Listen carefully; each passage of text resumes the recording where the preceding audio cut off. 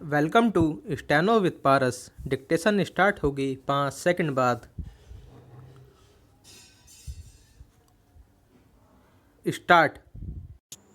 उपाध्यक्ष महोदय, वर्तमान वित्त अधिनियम सदन के सामने प्रस्तुत है। इस बिल पर मुझे बोलने के लिए आपने समय दिया, इसके लिए मैं आपका आभारी हूँ। इस बिल का एक विशेष महत्व इसलिए भी है कि यह संकट काल में पेश हुआ है। चीन ने हमारे देश पर हमला किया, देश पर संकट आया, राष्ट्र को चुनौती मिली और इस चुनौती को हम सब ने स्वीकार किया, जिसके लिए पैसे की आवश्यकता हुई। इसको वित्त मंत्री ने बड़ी कुशलता से देश के अंदर और देश के बाहर से जुटाया। इस बिल का महत्व इसलिए भी है कि हमारी पंचवर्षीय योजना के मध्य में ही यह बिल आया है। देश में बड़ी बड़ी योजनाएं अभी अधूरी हैं, जिनका पूरा होना देश के लिए बड़ा आवश्यक है। इसके लिए भी बहुत बड़ी धनराशि चाहिए। देश पर संकट आया और देश जागा। कोने कोने से लोगों ने पैसा और सोना दिया, अपने लड़के तक फौज में दिए। इस देश में किसानों और गरीबों का जो वर्ग है, उसने भी दिल खोलकर इसमें सहयोग दिया।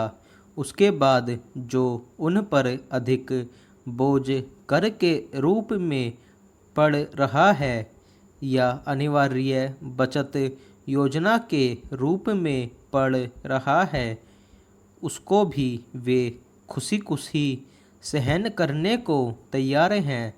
परंतु वे सरकार से भी कुछ चाहते हैं। वे चाहते हैं कि उनकी जो गाड़ी कमाई का पैसा है, खून पसीने का जो पैसा है, वह व्यर्थ के कार्यों में न जाए और उसका सदुपयोग हो। इसके अतिरिक्त उनकी कुछ अपनी दिक्कतें और परेशानियां हैं, जिनकी ओर सरकार का ध्यान चाहिए। इस आपातकाल के समय में तो उनको इन आए दिन की कठिनाइयों से राहत मिलनी चाहिए। ऋण लेने में और अन्य कार्यों में जो अड़चनें पड़ती हैं, वे दूर की जाएं। किसान भारत की रीढ़ है। अगर इनको सुविधाएं दी जाएंगी तो देश आगे बढ़ेगा। पहरा। आज जहां देश के साधारण लोगों ने इस सरकार का हाथ बटाया, वहां एक वर्ग ने, जो कि धनी वर्ग कहलाता है, अपने साधनों के अनुसार सरकार के सुरक्षा कार्यों में सहायता नहीं की। मैं यह नहीं कहता कि उन्होंने बिल्कुल सहायता नहीं की, लेकिन अपनी स्थिति के अनुसार सहायता नहीं की।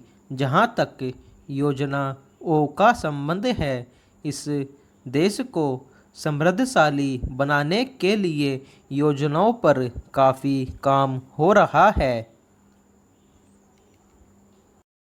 उपाध्यक्ष महोदय, इसमें कोई संदेह नहीं है, लेकिन कई स्थानों पर देखा गया है कि काफ़ी काम हो रहा है, जबकि कुछ को इतनी उपेक्षा की दृष्टि से देखा जाता है कि वहाँ काम न होने के कारण वे इलाके विकास की दृष्टि से पीछे रह जाते हैं। मैं उत्तर प्रदेश का उदाहरण आपके सामने रखना चाहता हूँ।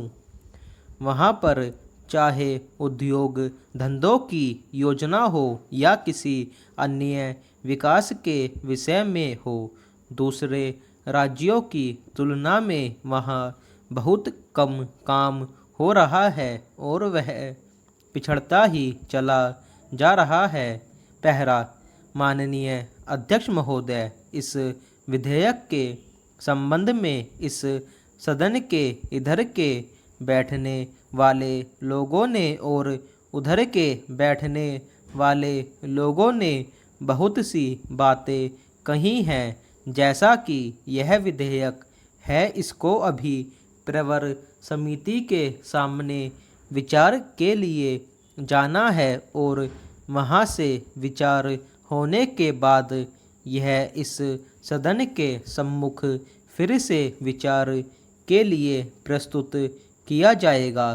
तब माननीय सदस्यों को पूरे तरीके से यह अधिकार होगा कि जहाँ तक इसके अनुबंधों का संबंध है उसमें परिवर्तन कर सकते हैं या उनको हटा सकते हैं।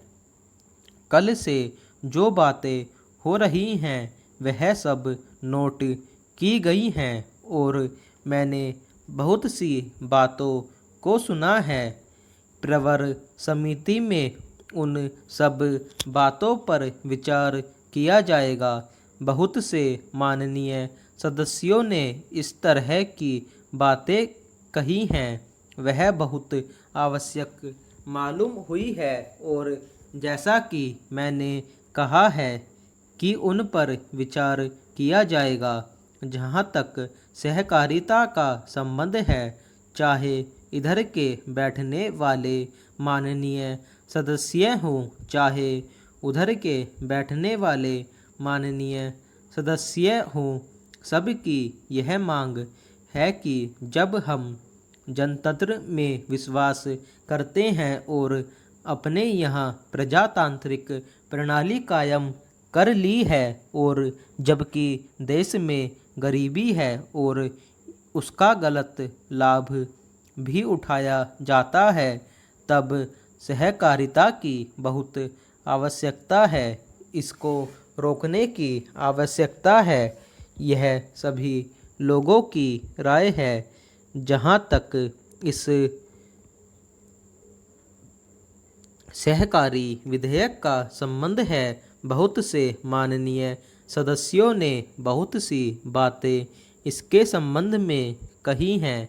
मैं सब बातों का विवरण में तो उत्तर नहीं दे सकता हूँ, लेकिन मैं थोड़े में खास बातों का उत्तर देने की कोशिश करूँगा। जैसा मैंने अभी कहा, जब हमने अपने यहाँ जनतंत्र कायम किया है तो हमें अपने समाज के ढांचे को बदलना पड़ेगा।